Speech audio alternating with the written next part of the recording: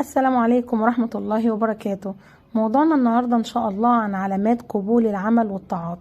أولا، العمل والطاعة المقبولين هي اللي بتقرب العبد من ربنا سبحانه وتعالى وبتزيده خير في الدنيا والآخرة.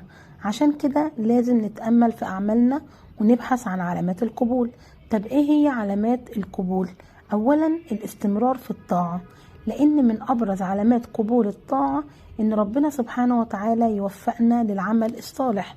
فلو شعرت في أداء طاعة أخرى بعد فعل العمل الصالح فده دليل على إن ربنا سبحانه وتعالى قبل طاعتك. تاني حاجة، الإحساس بالطمأنينة.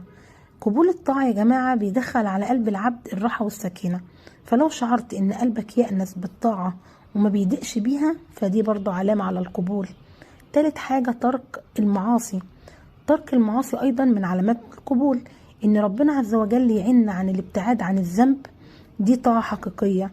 إن ربنا سبحانه وتعالى يبغض إليك الذنب ويجعلك حريص على البعد عنه، دي طاعة حقيقية.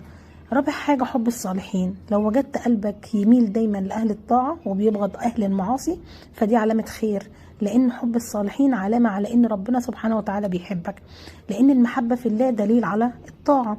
خامس حاجة، التسامح والمسامحة. النبي صلى الله عليه قال: تفتح أبواب الجنة يوم الاثنين والخميس، يغفر لكل عبد لا يشرك بالله شيئا إلا رجلا بينه وبين أخيه شحناء، فيقال انظروا هذين حتى يصطلحا. فإذا أردت قبول طاعتك فكن متسامح مع من أساء إليك. تذكر دايما أن الخلاف من أسباب منع القبول، فما تجعلش الطاعة مجرد موسم بل اجعلها منهج دائم في حياتك، لأن الطاعة المقبولة ليست مجرد فعل بينتهي، لكن هي أثر يظهر في حياتك وسلوكك. فلنتخلق بخلق التسامح والمسامحة، ولازم نحافظ على الطاعة ونداوم عليها.